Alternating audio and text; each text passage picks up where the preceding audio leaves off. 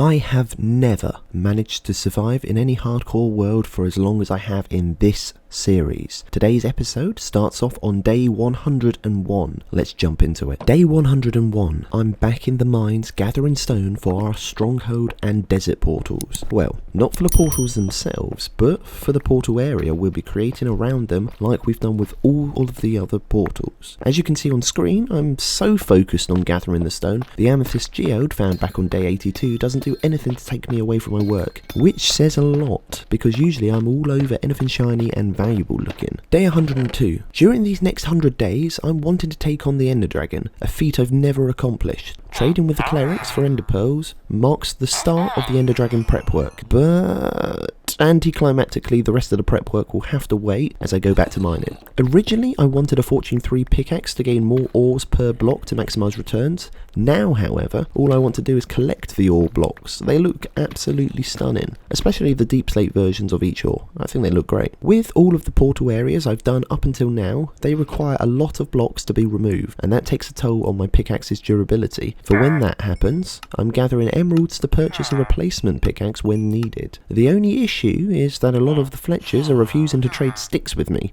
Guess taking away most of the fletching tables had a big impact on the economy. Day 103. I'm in the nether taking care of a group of spawned magma cubes for that sweet magma cream. And also because if I leave them, they'll only make their way over to my mob spawn or portal area, as they always seem to do. Once they were sorted, I got to work on the area of the Stronghold and the desert portals. Or should I say I tried. While the Basalt data had more than its fair share of dangers, I didn't have to put up with this level of oppression. As long as I keep my health up, ghasts aren't much of a threat to me, but that doesn't diminish how devastating they can be to an area if allowed to blow things up at will, specifically any spot I'm standing. And this isn't me running away from more ghasts. I'm actually returning to the base to retrieve all of those stone blocks I gathered in the mines. Someone, I won't mention names, forgot to bring them to the nether. Okay, I'm back, and I'm laying down the foundations of the area, getting the layout how I'd like so that we can then demolish all of the obstructing blocks in the way, and then easily be able to fill the area with slabs. Because the two portals are so close together, the plan is to build two individual nether portal areas and then have them merge together. Day 104. Because the nether portals are at different heights, one of them is 3 or 4 blocks higher than the other, I'm having to remove already placed blocks because I forgot I'm trying to merge the two portal areas together and these blocks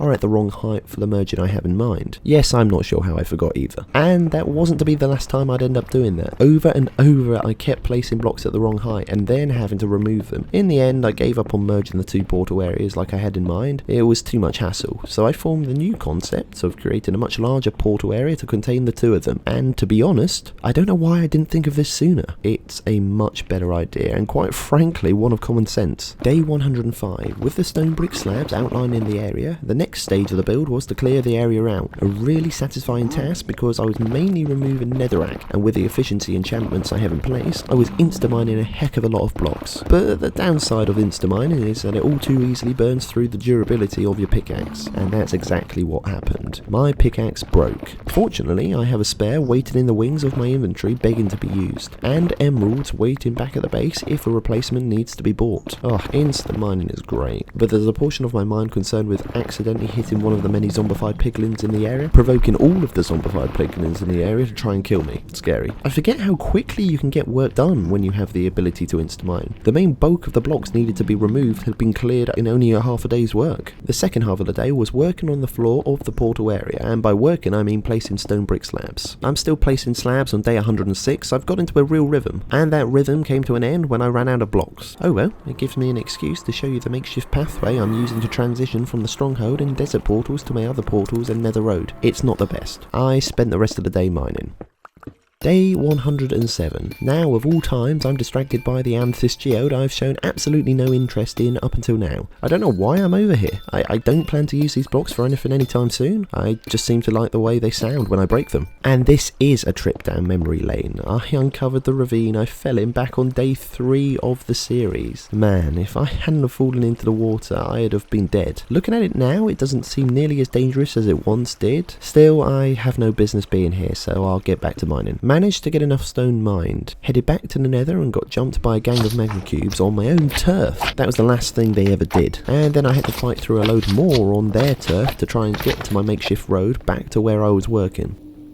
Day 108. With stone restocked, I finished putting in the last of the slabs. Then made some stone brick stairs to join the two halves of the area together. Being in a nether waste biome, there's still a lot of zombified piglins and piglins running around the portal area. It's not their fault. They think it's public domain when it's private property. And the best way to get that across is to put up walls and then remove as many of the blocks overhanging the portal area to ensure mobs can't drop down from above. And that's finished. The portal area is complete. Yes, there's a lot of mobs within the area, but they'll do spawn when I move far enough away, and mobs that spawn in the future will do so outside of this area and won't be able to get in. All in all, another portal area I'm pleased with. I had intended to head home to replace my pickaxe, but of course I'd get delayed having to deal with another mob of magma cubes. At this rate, I'll never have to make a farm for these guys. Jeez. Thanks to the trading earlier, day 109 kicked off to me purchasing another pickaxe. I wanted to buy two, but my sword's durability is low as a result of all the magma cube action I've been getting, and so takes priority over a second pickaxe. The portal area is complete. Now I need to create a spawn-free, safe road running to and from that area. All of my portals within the nether are at slightly varying heights, and means whenever I'm building a road from one to another, I always need to add in stairs. At this point, I now have a path in place. Now I'm just going to get to work on widening it to 3 blocks rather than a single block. Day 110, I got the path widened and slabs put into place, finishing it. Now it looks and feels much more official, whatever that means. Day 111, I said this back on day 80, but my storage system is a mess. I say storage system, but there's no system going on other than dumping items and blocks wherever there's free space to do so. I should really make a large storage system and bring order to this chaos.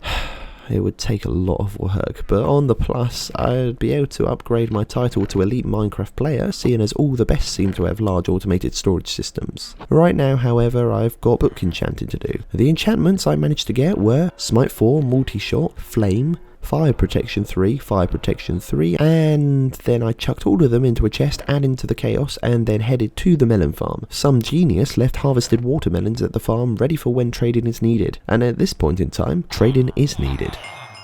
Day 112, I'm imbued with the ability of fire resistance and killing blazes for fun, and blaze rods. I've researched the Ender Dragon fight, watching all of one video, and there are a few potions that aren't needed but help to make things run smoothly. And for someone like me who's never faced the Ender Dragon, I want it to go smoother than smooth. By the time the fire resistance effects wore off, I'd gotten 14 rods out of the exchange. There should be more than enough for the potions I plan to concoct. The first potion of choice is a potion of strength. It's not one I think I need for this strategy I have in mind, but I'll take it in case things change. Of course, I lengthened the duration of all of the potion's durability to 8 minutes via redstone. The next potion is one of slow falling. This potion I definitely want, and honestly, I'm a little disappointed to find the duration is only a measly 1.5 minutes. Even with redstone to extend duration, it's only to 4 minutes. It's not ideal, but I'll take it. Day 113, I'm creating my final potion, Potions of Night Vision, another one I don't need, but the video I did watch, they seem to make a noticeable visual improvement. Any buff I can get that's going to ensure victory on my end, I'm going to take. Waiting for the potions to brew took all day, but as anyone who's watched these videos will know, just because it's night time doesn't mean the day has to come to an end. I didn't realise the full potential of librarians and how useful they are until, well, now. I like to upgrade my armour and tools before I fight the Ender Dragon, meaning more librarians. And that's the reason I'm expanding the already expanded village breeder. Day 114, I need food to feed the villagers next door to increase their numbers. The farmers were able to supply the ample amounts of bread needed, all of which went to the villagers. This should boost their numbers considerably. Up until now I've been using 2 different axes, my everyday use enchanted axe and my silk touch axe that I use solely for melon farming. Why not combine them to create a single axe that can do it all? To the untrained eye this might not look fast, but I assure you, when you've only been using an axe with silk touch and no other enchantments, this right here is breakneck speed in the world of melon farming.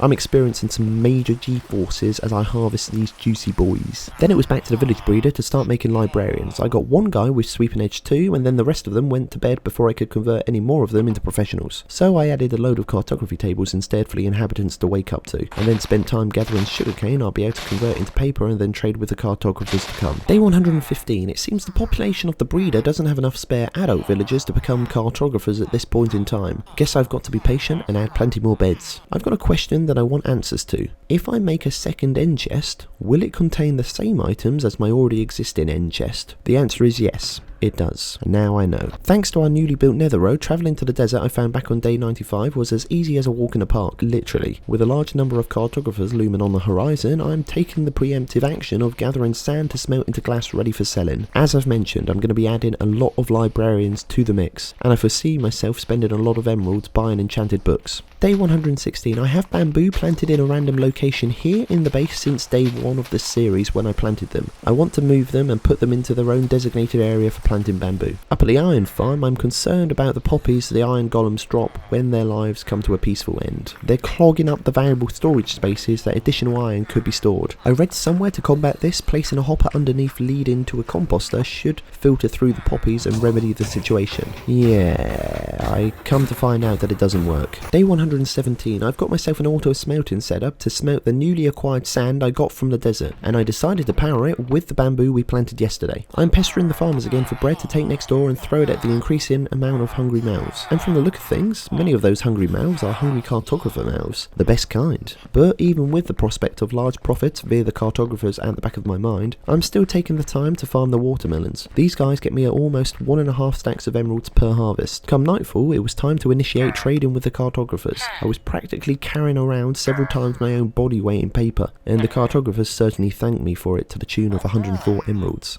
Day 118. The village breeder population is finally at an amount I'm happy with. Now I can get rid of the beds to free up some space. As far as turning villagers into librarians, I'm doing it 1 lectern at a time, allowing a villager to become a librarian, then checking trades offered, then, depending on the trades, either move on to placing another lectern to get another librarian, or break the lectern and replace it to get a reroll of the trades. I got some pretty good books offered to me. I got an Infinity trade, an Efficiency 3 trade, a Riptide 2 trade, a Mending trade, a Blast Protection 3 trade, another Mending trade, a Fortune 3 trade, a Sharpness 4 trade, a Feather Falling 1 trade, and a Protection 1 as a secondary trade. And I'm just as appreciative of the lower level enchantments because we can combine them to create higher level enchantments at the anvil. For example, some of the Protection 1 books I combined to turn into a Protection 3 book. Also, I'm not sure if manually powering the auto smelter with bamboo is the right thing to do. The smelting system is burning through it incredibly quickly.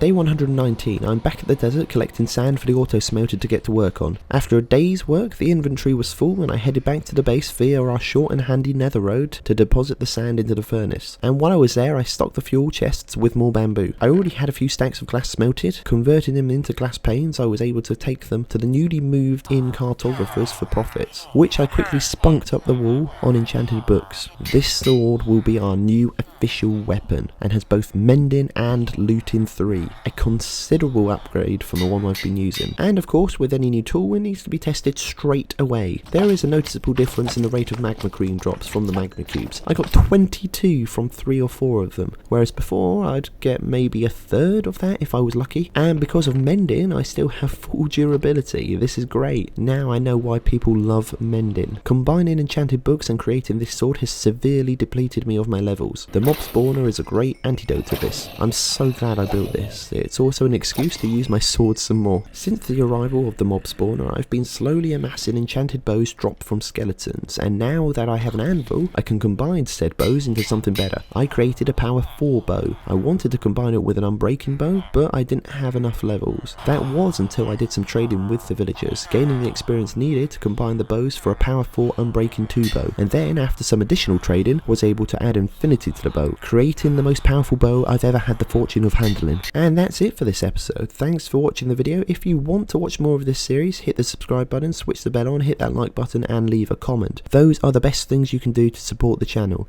As for me, I will see you in the next video. Keep it real. Juice out.